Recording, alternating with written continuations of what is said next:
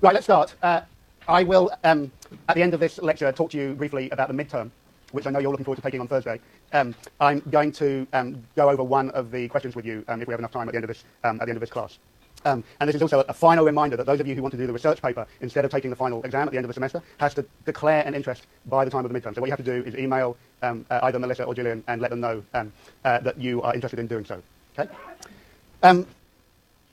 Okay, so this is a lecture about the First World War, the Great War, and it's great not in the heroic sense, but great in the sense of its extraordinary scale and impact. It was a war that dramatized an unprecedented degree of violence, of slaughter, and had very important consequences for economic, political, social, and cultural life.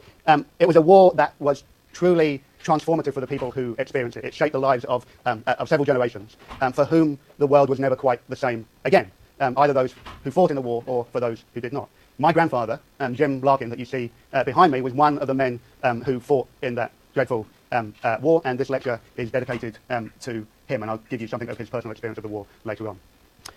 But today I think we have to do more than simply do justice to the human experience of the war. What I'm also interested in trying to convey to you today was how to explore how transformative that war was, and in particular whether it represented the end of the liberal order that had been put in place during the 19th century that I've been boring you to tears about all semester so far.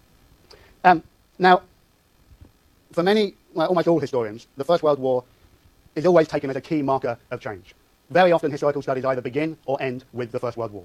And this was a trend that began very early and began with this very famous satire of the way in which British history was taught in schools called 1066 and all that, written by Sellers and Yeatman, both themselves veterans of the First World War, and both of them concerned to basically ridicule the so-called drums and trumpets style of teaching history in British schools, which tried to show that history was about the forward march and the perfectibility of the British nation and the British people.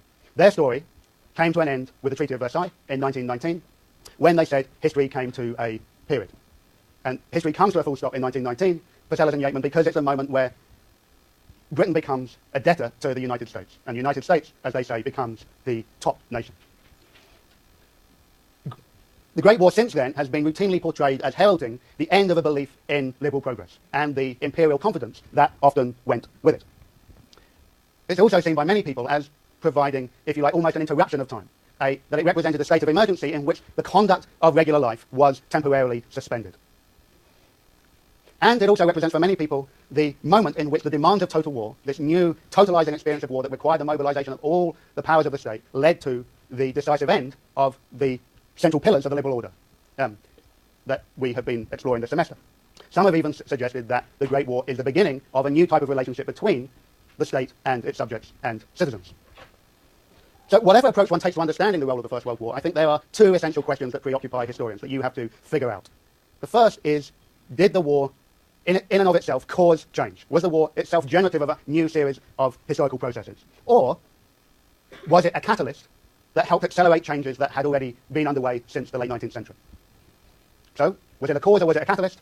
And then the third option that you have is whether it didn't really make that much difference at all to anything. That, as I said, there was just a temporary suspension of the normal order of things, and that after the armistice, the liberal order was quickly restored, and liberal England persisted into the 1920s and the 1930s, and some have even suggested down to the 1960s. So let me begin by trying to give you a sense of the way in which you can consider the war to be a continuation of the belief in liberal progress that characterized the late Victorian and Edwardian period, and the continuing belief in the forward march of the British Empire. Now, you'll know from the lecture on Tuesday that militarism in the Edwardian period, in the first decade of the 20th century, was profoundly important. It was this that bred the fascination with the health of Britain's imperial race, the attempts by organizations like the Boy Scouts to make boys potential future men and conquerors of other people. And for many people, the First World War provided an outlet for this militarism. Indeed, some interested in questions of eugenics thought that the war would provide an opportunity for weeding out the more inferior or weaker elements of Britain's racial stock, that Britain would actually be rejuvenated by the experience of war. And others also embraced the Great War as an opportunity to test Britain's military and economic might against the upstarts like Germany. The other important element of this was that Britain portrayed itself, with the outbreak of war, as continuing its mission to advance the cause of liberty and of freedom. The First World War for Britain was about the defense of liberty and the defense of freedom against what it portrayed as German militarism and tyranny. And the greatest example of that, with the outbreak of the war, was the so-called Rape of Belgium. The German invasion of Belgian territory and the treatment of its population at the hands of German soldiers, portrayed here in this striking image of men being shot and women being rounded up. In other words, there was an appeal by the recruiting officers in Britain to appeal to the old elements of Britain's masculine honour, to say to British men, look, it's your duty, it's your conscience to defend the women of this small, defenceless, neutral nation that was Belgium. You are destined to defend the traditions of European constitutional liberties that Britain had projected itself as the defender and saviour of. In short, if you don't stand up to the Germans now, it will be your women and children that will fall prey to the German military very soon. In other words, masculinity and patriotism were very closely combined. And this is important. You have to understand that the British Army in the First World War was, up until January 1916, a volunteer army. People volunteered en masse, 2.5 million men volunteered to go and fight in the carnage of that war. Now, I'm not going to suggest that they went to fight because their women told them that that's what they had to do in order to be men, although you're going to see there's an element of that too. They went because they were gripped with the type of patriotic fervour and the belief in the civilizing influence of the British Empire and the importance of constitutional liberties. But it's also true that the alternative to fighting was to be pilloried as an emasculated man, as a coward. And here it's important to recognise that the British suffrage movement, the women's suffrage movement, played a key role in whipping up this patriotic fervour. So even that most militant wing of the women's suffrage movement, the Women's Social and Political Union, remember, headed up by Christabel and Emmeline Pankhurst, called immediately for the use of universal male conscription. They renamed their newspaper, which had been called The Suffragette, Britannia.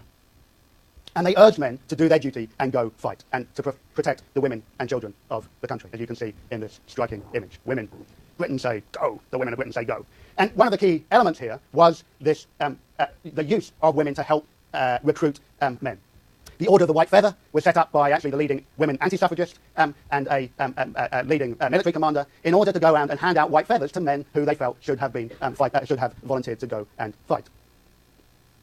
So all of this seems to be a continuation of much of the forms of militarism and patriotism and masculinity that had been the characteristics of the late Victorian and Edwardian period. But we also have to remember that the Great War wasn't simply a European conflagration. It was a global war. It was truly a world war, and it was a world war between imperial powers. It was a war fought not just in Europe, but in Africa, in Eastern Africa, in Northern Africa, in the Middle East, and it was a war fought with troops mobilised across the British Empire. Indian troops, the use of Indian troops, which were absolutely vital to the defence of Britain's imperial interests in Africa, the Middle East, and even on the Western Front. And so too were troops from Australia, Canada, New Zealand. And indeed, outside of Europe, it seemed, outside of the trench warfare of Europe, which very quickly became a mud and a bloodbath, it seemed that the other theatres of war, particularly in the Middle East and North Africa, seemed to keep open the possibility of war as a type of boys' own imperial adventure. Precisely the sort of image of war that had been portrayed in all of those boys' magazines of the late Victorian and Edwardian period. And the most famous example of that is the person you see behind me here, T. Lawrence, who played such an important and heroised role in the campaign in Mesopotamia, in what we think of largely as Iraq today. Anyone who's seen that fantastic film, thank you, will get a sense of the way in which Lawrence is made into a heroic figure, riding around the desert on camels and providing a type of guerrilla campaign of endless adventure and movement. But of course that is a gross caricature, and the campaign around Gallipoli, the British and French attempts to try and capture the Ottoman capital of Constantinople was a great example of how atypical that idea of an adventurous boys' own adventure, the war in these theatres, were. 44,000 allies died during that campaign, which lasted about 6 months in 1915, through the second half of 1915, a further 100,000 wounded. And those figures were dwarfed by the number of Turkish casualties, over 87,000 Turkish deaths and 165,000 casualties. So, which is a nice bridge into talking about the experience of war in Europe and the way in which it decisively checked the idea that the war could somehow prove a continuation of the heroic adventures that many had hoped for. The first thing to say about the Great War is, of course, to account for the numbers of people who perished in this conflict. Almost 10 million military deaths, almost 7 million civilian deaths. A total of around 1 million British casualties, including 250,000 colonial troops in that figure. And one of the reasons why casualties were so high during the First World War was because it was the first truly industrial-scale war. This was a war that was a consequence of the industrial technologies, not just of the first industrial revolution, but also critically of the second industrial revolution in the second half of the 19th century. It produced a whole new series of technologies of murder that enabled people to be killed far more efficiently and at ever greater distances. So let me just run through some of those. In a way, the most important of them all was the machine gun. The breech loading rifle had basically had a range of around 500 yards in the middle of the 19th century. compare that to the muskets that had been used in the Napoleonic Wars in the late 18th, early 19th century that had a range of just 50 to 70 yards. In other words, I would be able to shoot you in the back row and see the colour of your eyes. With a breech-loading rifle, you could be further away, and there's a chance that I might miss. Small, but a chance. The machine gun is something completely different. Invented by an American because we're so good with guns. It was used first by the British in the colonial wars in southern Africa during the 1870s. And machine guns got faster and more effective. They could launch 600 rounds a minute at a range of about 4,000 yards by the outbreak of the First World War. There were 1,000 machine guns in operation in 1914. There were almost 40,000 in operation by the end of the war. And they were produced at the very heart of the armaments factories in Birmingham and London. There are also, of course, a whole series of other technologies like flamethrowers and the use of mustard gas, which came out of the chemical industries that had developed from the 1880s. Well, I'm not trying to talk about that. There are also the big artillery guns. Guns of up to 16 inches in diameter, launching enormous missiles in huge barrages, basically designed to prepare the way for infantry attacks. There were also the first early tanks. Tanks that didn't have great artillery weapons, but tanks that often were loaded with machine guns. And again, rather like aeroplanes that begin to be used on the Western Front by the end of the war, tanks are something that just begin to start in the First World War and really obviously come to fruition in the Second World War. The vast amount of transportation in the Great War was still basically done by horses. It was horses that dragged up these huge artillery guns to the front lines. Any of you that know that famous war memorial in the Kilburn Tube Station in North London know that it's a memorial there to the almost 500,000 horses, camels and bullocks that were killed during the course of the First World War. Only the British would create a memorial to the animals slaughtered in the conduct of war. But it wasn't just animals, of course. There were vast numbers of humans who also perished. And it became evident very quickly that the war on the Western Front would be one characterized by mud and immobility, not by adventurous forays running around with heroic movement. The Battle of Somme became, in a way, the characteristic example of this carnage. On a single day, on the 1st of July 1916, 60,000 people were wounded and 20,000 people died. On a single day. It's like obliterating the entire undergraduate population of the University of California, Berkeley, in a single day. By November, a few months later, 420,000 Britons, 195,000 French, and 650,000 Germans had died. If you add all of that up, of course, it's over 1 million people perished at the Battle of Somme. And this is what the killing fields of the Battle of Somme look like. This still comes from a very famous film footage of that battle. Let me try and bring this down to some type of human scale by talking about my grandfather. He was christened William Ralph Ellis, as many middle-class young men were given 3 names back in the day. He was born in 1898, came from a very respectable middle-class family. They lived basically at Heathrow. He used to grow up on fields that became part of Heathrow Airport. He was sent to private school, as respectable middle-class men were in the late 19th century, and at school joined the Officer Training Corps, which of course was a central component of private schools and part of this militaristic culture of that Edwardian period. His friends nicknamed him Jim, not because he had 3 initials and it was too complicated to say, but because there was a very famous Irish trade union and socialist named Jim Larkin. So, for a respectable middle-class boy who basically always voted Conservative, and you'll see he becomes, during the General Strike in 1926, he signs up to defend the forces of law and order. It was quite an insult to be named after an Irish trade union and socialist. He signs up at 18 to go to France.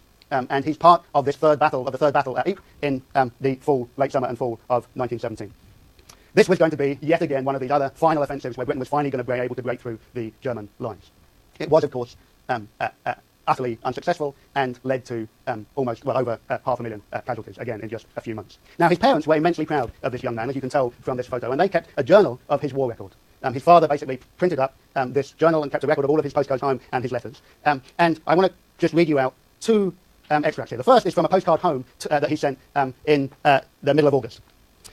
This is what is written in the journal. On August the 16th, we got news, scanty though it was, a field service postcard saying he was well, and 2 days later, a letter came saying, just come out of a most wonderful stunt, untouched. Okay, so one of the key characteristics of letters home from the front was that these young men, okay, your age, sometimes younger, in fact, almost invariably younger, had to try and reassure the people that they left behind, that they were okay. Okay? The reality was something very